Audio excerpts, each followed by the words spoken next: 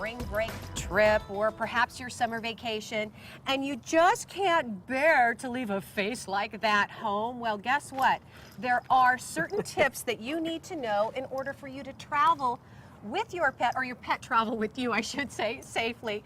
This is Steve Segner, and Steve, Hi. tell us, you're a pet expert, tell us about, let's start about hotels. You said a lot of people are taking their animals, and a lot of hotels are becoming pet friendly. Yeah, what's happened is the baby boomers, as they've decided to travel and see America, they want to take their pets with them. Pets have moved inside, and they're really part of the family now, and they don't want to leave their pet home. Right. So what we're trying to do is tell people, travel, get out there and take your dog with you. But there's a few tips you need to know. Okay, so what are some of the things when you call ahead to book a hotel? What are some of the most important, 2 or 3 most important questions? I think first of all, go on the internet, type in Google and say like Sedona, pet-friendly hotels. Okay. The first 2 or 3 things that are going to come up are probably pretty good hotels. Okay. Call them on the phone, have a talk with them, and say, tell us about your policies. Don't book online, talk to a person. You know, is it a regular hotel room? Is it a hotel room way out in left field? Is it a smoking room? What are your pet policies? And if you feel comfortable talking to that person on the phone, and you really feel they're pet people, yeah, then go ahead and book with them. Then you've got a good lead. Feel. Okay, let's talk about getting there, the traveling part of it. You said first of all, you do not recommend people take their pets on airplanes. Well, you know, I think sometimes you just have to. Yes. If you're traveling across America or you're moving, that's fine. Small dogs, I think, underneath the seat are fine. But otherwise, I think it's pretty stressful, and I really encourage you not to, unless you really have to. Travel by car is fine, and I think pets should go with you in the car, but I think a lot of people are scared to do it. Yes, I agree. Let's talk about what you need. This is in the car on the way there, a few important items to always have with you. Well, what would those be? One thing, when you go to a hotel room, treat it like you're going to a friend's home. The idea is, be a good neighbor. So take what you need. I always bring an old sheet that we put over the couch or the bed, so we don't leave dog hair. And this can also go over the seat in your car. Absolutely. We have some towels to clean up their feet if they need it. I have a spot out, and I have a hair pickup.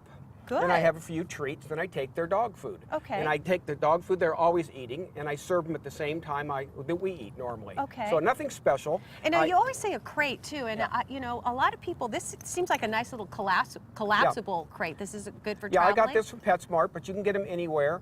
It's collapsible, you can take it in the room, and when you put it in the car, the dog feels that it's their space, and they calm down, and they aren't bouncing around the back seat, and they won't be hurt. So we trait crane all our pups from the time up, and most dogs now are trait craned. Yeah. So, I like this one because it's light and you can carry it to the hotel room. Okay. Do you have to pay extra for pets? A lot of hotels do. Some of the better ones don't, I find.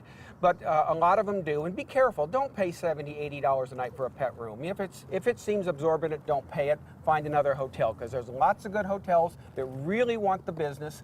And give your business to the people that'll work with you. Yeah, I see you got like plastic bags and everything in here. Yeah. This is a nice little kit. I really like this. And you can just put this together and have it. It's kind of like a diaper bag for dogs. And you just, when you're traveling, you just get up and go. Yeah. And the key is get up and go. What about if barking? You know, if you're in a hotel and sometimes, you know, it's strange to them, just like it would be a child. Well, first of all, never ever leave your dog alone in the room. Okay. Even if you think that dog's not going to bark, I can guarantee the minute you walk out the door, they're going to bark or they're going to scratch. So don't leave them in the room alone. Yeah. Excellent. Look at this. He is so spoiled. Yeah, he is. And some dogs will bark, and if you have a dog that barks incessantly and it's going to disturb neighbors, then you should think twice about traveling with that dog. Yeah. The most important thing is you cannot disturb your neighbor in that hotel. Yeah. It's important. We don't want to have a bad reputation for people that travel with dogs. Just like anything else, you just got to be respectful, right? That's right. All right, Dexter, you're adorable. Ollie, I want a treat? Ollie's pooped. He's pooped out.